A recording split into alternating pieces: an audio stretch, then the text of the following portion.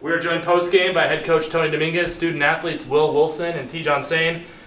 119-92 Western Washington victory. Coach, huge second half of your team, trailed at 1 point by 10 points. Great run to end the first half and then just kind of went off in the second. Talk about your team's performance tonight in GNEC play. Yeah, I mean, I don't want to talk about a ton about the weather, but it's been a weird week, and I think we got a really big win on Thursday.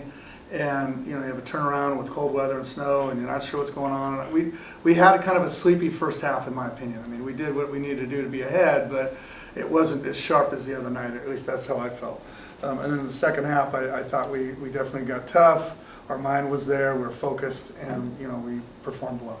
Will, you really attacked the basket tonight. First half, you were almost unstoppable, but 12 for 13 from the free throw line, 23 points overall. You seem to have that aggressive game going from the beginning. How do you feel about your performance that led to a great team win? I felt pretty good about my performance. Just trying to stay aggressive and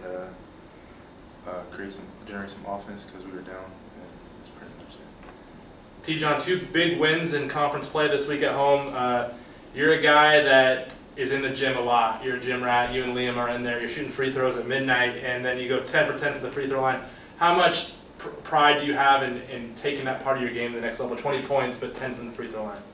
Man, I feel like they're free, so I have to hit them, and it's all about repetition. So the more I practice them, the more it's gonna be easier to make in the game. I'm not really the type to get nervous, so when I'm confident in my shot, I feel like it's always gonna fall, and it's just a blessing to have that ability. Coach's conference has a lot of great players. They had 2 players that were 28 and 29 points. You can go down to GNAC and you can see all this talent. Your team is the same. We could have brought 5 players in this interview room tonight. To see them perform at this level and put up 119 points in a game, in a conference game, you have to be pretty proud of the group. Well, we have a skilled team.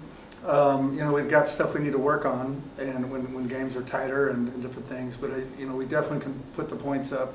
They had a guy that didn't play Thursday or for yesterday, and so he was well rested, but he's very good. Was it Be Real, number 1? But yeah, they're very talented. All their guys, they actually have a pretty talented team. I know they've had some frustration as of late, and so we didn't want to sleep on them. I think if you've seen their earlier games in conference, it's either overtime, barely losing, or they pulled one out. I mean, it's just close. And I know they've had some frustration, and so we were able to get them on tonight. Well, 2-0 this week. Pretty good crowd here in Carver Gym tonight, pretty loud. Is it nice to kind of get settled back in? I know you guys are going to go on the road now for a couple of games in a row, but what was the home court atmosphere like, and how important is it to win these games at home? It was really big tonight. There's a lot of fans that came out, and we definitely heard them, and we appreciate that. And I think it's big to protect home court. We should try and win majority of our home games, if not all.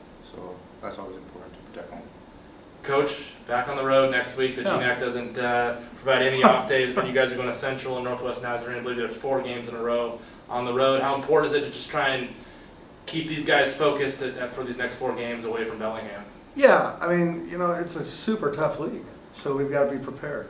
And speaking to the crowd, I thought our cheerleaders, I know they had a clinic today, but they did a really good job of kind of rallying some folks, and it was definitely a really fun atmosphere.